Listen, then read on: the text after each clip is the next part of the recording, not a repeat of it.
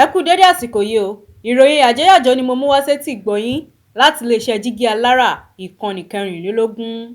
Ọ̀gá àgbà fún àpapọ̀ iléeṣẹ́ ológun Taoreed Lágbájá jáde láyé o. Ààrẹ Bọ́lá Ahmed Tinubu ti kéde ikú olùdarí àpapọ̀ iléeṣẹ́ ológun Nijiriya Taoreed Abiodun Lágbájá. Àtẹ̀jáde kan tí Bayo Onanuga tí ń ṣe agbẹnusọ fún Bọ́lá Tinubu fọwọ́ sí èyí tó gbé sójú òpó rẹ̀.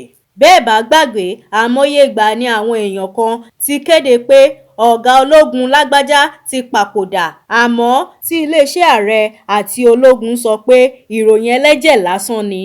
Lẹ́yìn òfegè ìròyìn ikú Lágbájá yìí ni ààrẹ Bọ́lá Ahmed Tinubu kéde ìyànsípò adelé ọ̀gá àgbà iléeṣẹ́ ológun Nàìjíríà.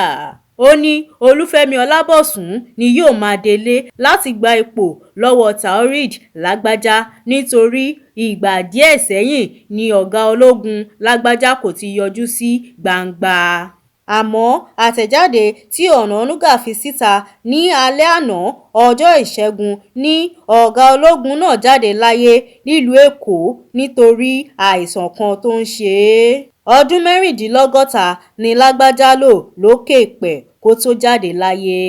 Ọjọ́ 28 oṣù kejì ọdún 1968 ni wọ́n bí Taoreed Lágbájá tí ààrẹ Bọ́lá Ahmed Tinubu sì yàn sípò ọ̀gá ológun àgbà fún àpapọ̀ iléeṣẹ́ ológun ilé wa ní ọjọ́ 19 oṣù kẹfà ọdún 2023. Ìyàwó rẹ̀ àti ọmọ méjì ló gbẹ̀yìn ọ̀gá ológun Abiodun Lágbájá. Àníri jù báyìí lọ lórí ìròyìn yàjóyàjó. Orúkọ tèmi ni Ọlárẹ̀wájú Kẹ́misọ́lá láti iléeṣẹ́ jígí alára ìkànnì 24. Ẹ máa bá wa subscribe sórí ìkànnì jígí alára. Ó dàbọ̀.